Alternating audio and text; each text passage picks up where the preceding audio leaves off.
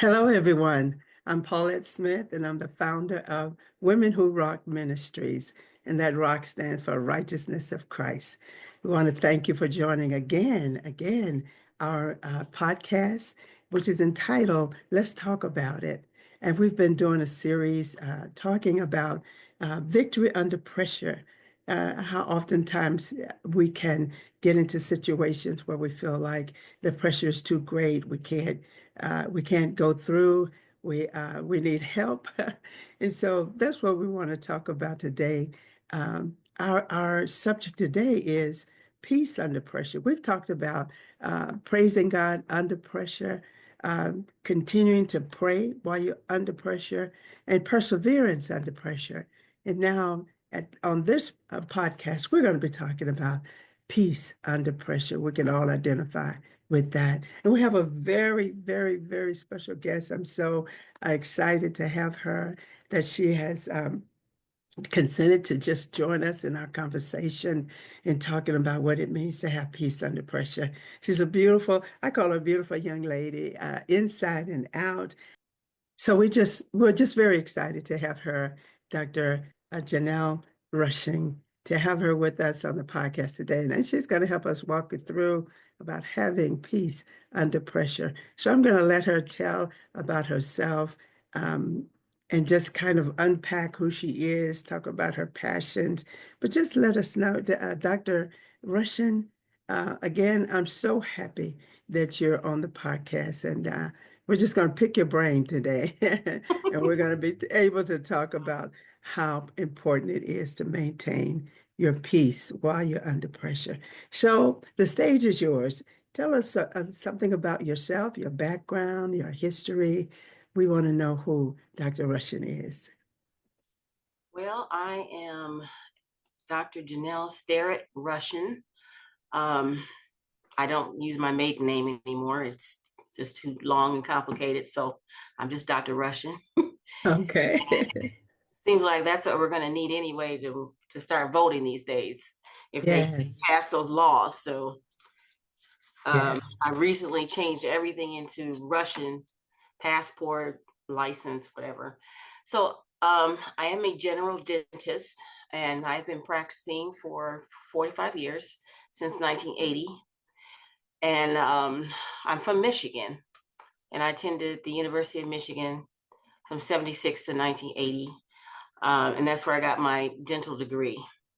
So I was recently up there in Ann Arbor this summer, and things have changed. The campus has grown so much, and so Yeah. many new buildings, and just the whole vibe was different. So Yeah. it's nice returning back. So Oh, I love my school. It is the number one school in the world. oh, And that's absolutely. that's based on a lot of things, mainly based on their research. They do a lot of research. Oh, wonderful. Um, Again, with this political climate we have right now, uh, and the DEI has been, demolished, and Michigan was one of the schools that admitted more Black students than any school in the nation, Right, um, right. because of the federal money that they got for it, and they Yes. felt a strong need to do it. So um, the only schools that admitted more minority students was Howard and Meharry, and Michigan was number three.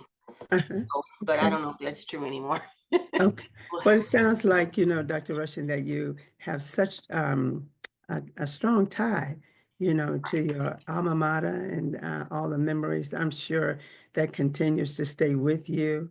And even in this climate that you are talking about, and all the different changes that we're having to face and go through, Right. and that really kind of intertwines in what we're going to be talking about, just having peace under pressure, the things that we have to face, even on a daily basis. And the bottom line of this whole podcast is really to encourage not only women, but whoever tunes in to the podcast, to give them encouragement, to give them some, guidelines to help to maintain, not that they don't lose it, even under the kind of climate that we're living under, Right. even on today, it can really, just using the right term, just kind of mess us up because we're It really trying to can. maintain yes, we're trying to maintain our lifestyle and even take it to the next level. But when we're faced with these daily kinds of pressures, we find ourselves having to push through and really maintain a peace of mind that we can face each day and each tomorrow. And I know that there's many things about you, Dr. Rushin, but I want to just kind of start off talking about your passion. Just tell us about what really drives you, what really motivates you to keep moving, to keep going. Just tell Well, us a little bit about your passions and there what certainly was motivates a lot of you. there certainly was a lot of pressure getting through school as a Hmm. as a young person coming out of the public school system in Detroit. And I did go to college at Wayne State University, which is it's like a commuter school. It's a large university. A lot of people might relate it to like UT Arlington or something. Hmm. But then going to Ann Arbor, that was the first time I'd ever been away from home. So I was 22 years old, and it's about 45 miles from Detroit, where I was raised. So getting through school was quite. I was thrown into a pressure cooker of this huge university, huge world renowned university, and expected to know how to behave, expected to know everything. So there was a church, a PAW church within walking distance from the school, which I often Wow. attended, just a couple of blocks down and over. Yeah. And just so happened that the pastor knew my family, and I had never been to the church, but he knew my family. So, I always felt like I was home and I had somewhere Yeah. to go. So as far as passion goes, the passion I had going to Michigan, I don't know if I had really developed my passions at that point. But as if you would say now, what are my passions? My passions are definitely dentistry, which I'm Mhm. still working at. Even at the age I am, 70 years old, I'm still working um, in my profession and still working very hard at it. Yes, yes, Um, yes. I have a lot of patients that I just don't want to let go yet. So I really should be retired, but as long as I can keep working. But my passion is to see everyone have a nice smile and comfortable teeth so they don't have to worry about teeth. Yeah, I yeah. have never worried a day in my life about eating anything or chewing anything or digesting anything. Yeah, I have as you can see my smile, I have a space between my two front teeth. That's called a diastema. I have Uh-huh. one braces, Okay. uh, but I have all 32 of my teeth. All And right. Yeah. I've never had a root canal. I have a couple of crowns, Oh, but I've wow. never had a root canal. I've never had a toothache. Mhm, Why mhm. is this? You wonder, Never because had a toothache. I learned at an Wow. early age how to take. It's not that I've never had a cavity. I had cavities before I was 12 years old, but they were repaired. They were repaired again once I Mhm. got to dental school and had them redone by students and crowns put on. Okay. Yeah. Yeah, so to get them all straight before I left school, I didn't want to have to worry about them. So that was maintained. So a passion of mine is teaching people to maintain their teeth, get them Uh-huh. fixed, then Mhm. maintain them so you don't have to worry about them because they're meant to last a lifetime. Yeah. Okay. And Yeah. my passion is also people. I love talking to people on a one-on-one basis. I'm not too much of a public speaker, but I have relationships with people. Even in my church, people don't even know I have relationships with that person. I have relationships with this person, Yeah. a very Yeah. close relationship because I talk to them or they happen to Mhm. be my patient, but I can't go around saying, oh, so and so is my patient, so and so. Right. That's Right. against the HIPAA rules. Mhm, mhm. But I know a lot of people and and I love them. I love helping them and they come to me when they need help. So I feel like I can't leave the profession yet because too many Mhm, people still need me. mhm. As long as I can do it, I want to do it.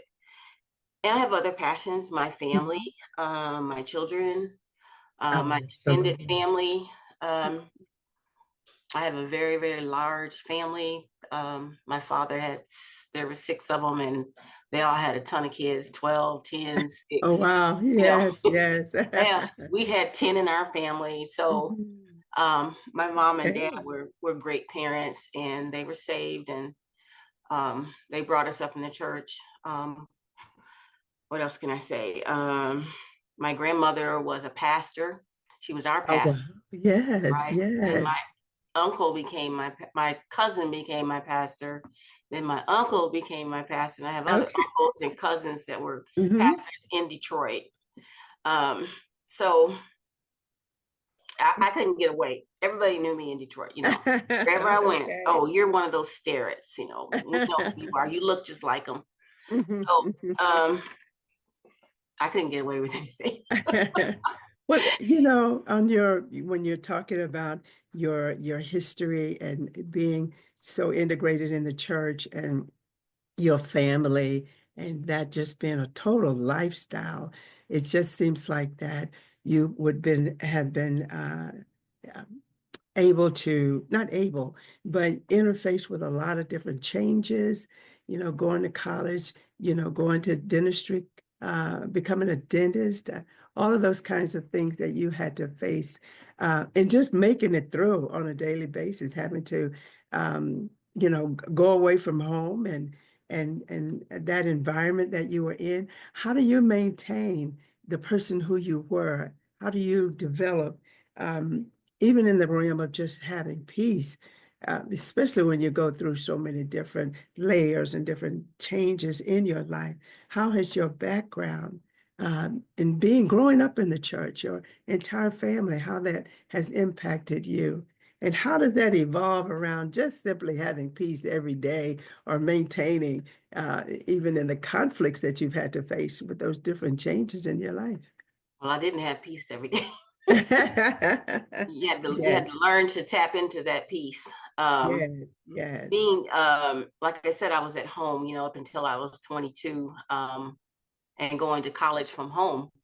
And in college, I had saved friends, and we started a gospel choir. In high school, I had saved friends, Hmm, and hmm. my best friend, who I met just before I went to high school, is still my best friend today. That we talk several Wow, times a day, every day, and she's an absolutely. evangelist. And I think you know her. Absolutely. Oh. Yeah, because she used to attend the Chosen Vessel. But Hmm. anyway, we you go through different things in your life. Okay, Yeah. so at home, I had not even received the Holy Ghost before I went to dental school, though I had tried several times, several times tarrying. And back in those days, they had you tarrying, for hours and hours. And I was just mad at God. He just wouldn't give me the Holy Ghost. I don't know why.